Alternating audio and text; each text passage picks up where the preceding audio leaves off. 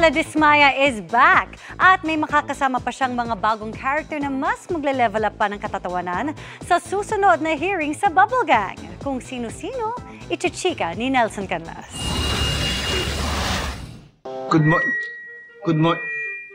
Good morning, Your Honor. My name is Mrs. Shala Dismaya.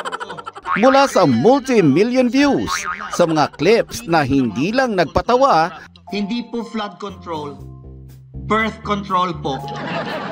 nag-raise pa ng awareness ang panibago at certified trending na karakter ni Kapuso comedy genius Michael V sa longest running gag show na Bubble Gang, si Shala Dismaya. Hindi po kami contractors.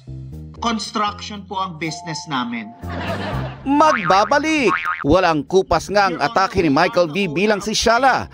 Kasabayan pa sina Matt Lozano at Senator Espada at Betong Sumaya at Senator Marcolecta.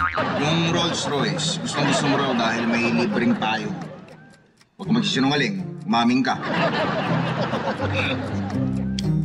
Hindi po totoo yan, Your Honor.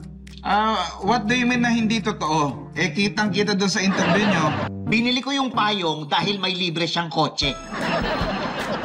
Yan naman kami sa'yo, no?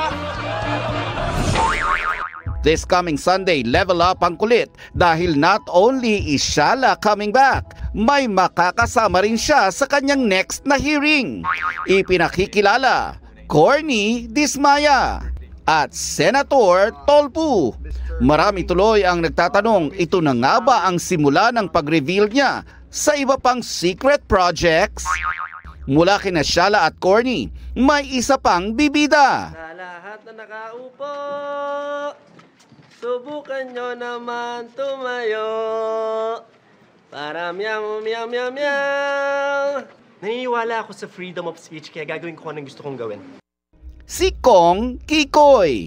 Expect triple trouble, more than triple tawanan, at mga pasabog sa Bubble Gang. Hindi po ako galit. Dismayado lang. Nelson Canlas, updated sa Showbiz Happenings.